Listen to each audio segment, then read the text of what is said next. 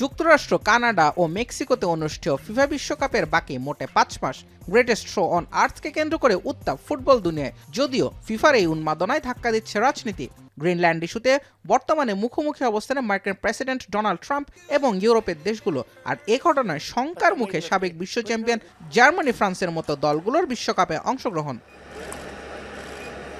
Greenland ইস্যুতে সমর্থন না পাওয়া ইউরোপের দেশগুলোর উপর ক্রমাগত শুল্ক আরোপ করে চলেছেন মার্কিন প্রেসিডেন্ট, যাতে ফুঁসে উঠেছে দেশগুলো। 4 বারের বিশ্ব চ্যাম্পিয়ন জার্মানির ফুটবল ফেডারেশনের কর্মকর্তা ওকে গটলিচ সম্প্রতি সরকারের কাছে বিশ্বকাপ বয়কটের অনুরোধ করেন।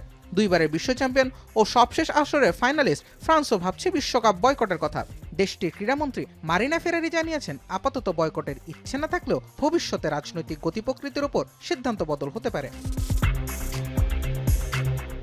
সবশেষে এই তালিকায় যুক্ত হয়েছেন সাবেক ফিফা প্রেসিডেন্ট সেপ ব্লাটার। 17 বছর ধরে বিশ্ব ফুটবলের শীর্ষ পদে থাকা ব্লাটার সম্প্রতি এক টুইটার পোস্টে বয়কট আন্দোলনের প্রতি নিজের সমর্থন ব্যক্ত করেন। সুইজারল্যান্ডের এক আইনজীবীর লেখা নিবন্ধের জবাবে তিনি লিখেছেন, বয়কট ইস্যুতে এমন অবস্থানই যথাযথ।